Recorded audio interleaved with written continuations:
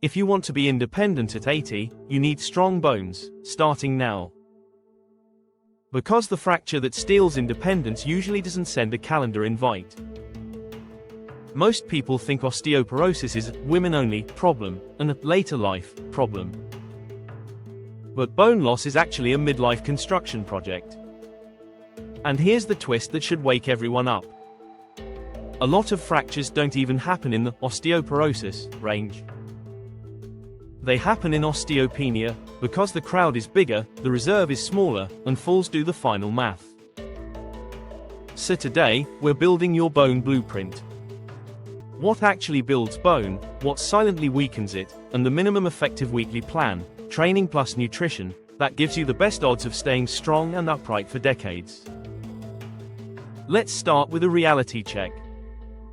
Bone is living tissue, and your body is constantly tearing it down and rebuilding it. When you're younger, rebuilding keeps up. After midlife, especially after menopause, breakdown tends to outrun rebuilding unless you give your skeleton a reason to upgrade. You don't feel bone loss until you hear it. And yes, men, this is your problem too. Not as often as women, but often enough that pretending it's not a guy thing is a terrible strategy. Here's the big reframe. Your bones are not porcelain, and they're not passive. They're more like scaffolding that responds to forces. When you load bone with enough strain, applied dynamically and progressively, the skeleton reinforces the areas under stress. Bone builds where muscle pulls. And bone builds where impact lands. Now, before we talk training, you need a simple risk dashboard. Because if you're high risk, your plan needs smarter progression, not hero moves. The US Preventive Services Task Force recommends screening women at 65 and older. They also recommend screening postmenopausal women under 65 if they're at increased risk based on clinical factors. For men, the evidence isn't strong enough for a blanket, screen everyone, recommendation. That does not mean men are safe. It means the science isn't clean enough for a one-size-fits-all rule, so risk-based decisions matter. A practical tool to know about is FRAX. It estimates your 10-year risk of hip fracture and major osteoporotic fracture using risk factors, and optionally bone density if you have it.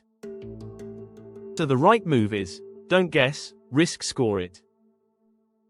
If you've had a low trauma fracture, long-term steroid use, major family history, very low body weight, smoking, heavy alcohol, or you're postmenopausal with other risk factors, that's a clinician conversation now, not later.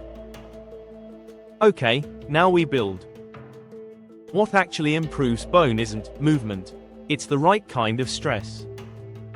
Walking is fantastic for your heart, your brain, and your mood. But for many people, walking is not a strong enough bone signal by itself, especially for the hip and spine, where fractures matter most. Your skeleton adapts to novelty and intensity. If your bones have been doing the same gentle pattern for years, they stop getting the memo. Let's talk about the two bone-building levers. Strength training is lever 1. Meta-analyses in postmenopausal women show resistance training can improve bone mineral density at key sites like the femoral neck and total hip. The gains are often modest, but they're real, and they stack with the other benefits of lifting: stronger muscles, better balance, and fewer falls. And the fall-proofing part is huge. Because fracture risk isn't only about bone density. It's about bone plus impact, and most impacts come from falls. If you improve strength and stability, you reduce the fall side of the equation. And that often matters as much as a small BMD change on paper. Lever 2 is impact. Bone likes short bouts of higher impact loading more than endless low-intensity steps. Jump training studies in adults show improvements in femoral neck bone density with relatively small doses. One meta-analysis suggested a median effective dose around 50 jumps, 4 times per week. Again, not forever, but as a targeted stimulus. Now breathe. That doesn't mean everyone should start jumping like a caffeinated kangaroo. It means impact is powerful, and it can be scaled. You can progress from stair work and step downs, to heel drops, to small hops, to jumps, only if your joints, balance, and baseline strength can handle it safely. Now we build your minimum effective dose weekly plan. This is designed for people with normal joints and no known osteoporosis diagnosis. If you already have osteoporosis, prior fragility fractures, severe joint disease, or poor balance, you need a clinician-cleared and coached progression. In that situation, the right plan is still load the skeleton, but with safer entry points. Here's the weekly blueprint. 2 strength sessions, 2 to 4 short impact exposures, and balance microdoses most days. Strength day 1 is lower body and spine relevant work. Pick a squat pattern, a hinge pattern, and a unilateral pattern, then add a pull and a carry. Think squat or leg press, Romanian deadlift or trap bar variation, step-ups or lunges, rows or lat pull-downs, and loaded carries. You're loading hips and spine with controlled, progressive tension, the exact areas that love to betray people later. Strength day 2 repeats the theme, but vary the exact exercises. Swap squat for split squat, hinge for hip thrust, step-ups for lunges, and keep pulling and carrying. The non-negotiable is progressive overload. If you lift the same weight forever, your bones will treat you like a nice person with a fun hobby. Now impact. 2 to 4 days per week, 3 to 8 minutes. If you're new, start with brisk stair climbing or controlled step downs. Then add heel drops, simple, joint-friendly, and surprisingly effective as a starter impact. If you tolerate that well, you can progress to small hops in place, then low jumps with soft landings. Quality beats quantity. Landing like a ninja beats landing like a refrigerator. A practical target, for those who progress safely, is to work toward that, about 50 impacts, idea, broken into sets, not all at once. And if your knees or back complain, you scale down, not quit. Now balance, the fracture prevention multiplier. 5 to 10 minutes most days. Single leg stands while brushing your teeth. Heel to toe walks down a hallway. Controlled step overs, like you're stepping over a small log. This isn't flashy. It's the boring stuff that keeps you from becoming I slipped once and everything changed story. Now nutrition. Because bones are built from materials, not motivation. First, protein. Bone and muscle are a team sport. Higher protein intake above the bare minimum is associated with lower hip fracture risk in older adults in systematic reviews. But the bigger point is practical. Protein supports muscle, and muscle reduces falls, and falls reduce fractures. A simple target for many adults over 40 is to aim for a protein-forward day, spread across meals. If you're already strength training, protein becomes even more important because you're giving your body a reason, and the raw material, to rebuild. Next, calcium. Food first, supplements only if needed. If you use supplements, dose splitting matters because absorption is better in smaller amounts. Many bone health organizations recommend taking calcium in doses around 500 to 600 milligrams at a time rather than one big bolus. Also, more is not always better.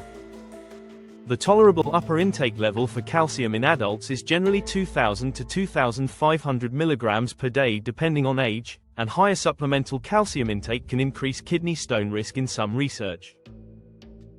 So the strategy is simple. Get most calcium from foods, and supplement only to fill the gap, then split the dose. Now vitamin D. Vitamin D is not a magic fracture shield. In the VITAL trial, vitamin D supplementation did not significantly reduce fracture risk in generally healthy adults who weren't selected for deficiency or low bone density. Translation: if you're already sufficient, megadosing D isn't a shortcut to unbreakable bones. but vitamin D still matters as a baseline requirement because it supports calcium absorption and normal mineralization. So the smart play is sufficiency, not hero doses, ideally guided by your clinician if you're unsure. What about vitamin K? The logic is compelling. K is involved in bone-related proteins, but outcomes research is mixed and depends on form, dose, and population. So the evidence-first approach is, get dietary vitamin K from leafy greens and whole foods. And if you supplement, remember the big safety note, vitamin K can interact with anticoagulant medications, so that's clinician territory. Now let's hit the common mistakes that keep people stuck.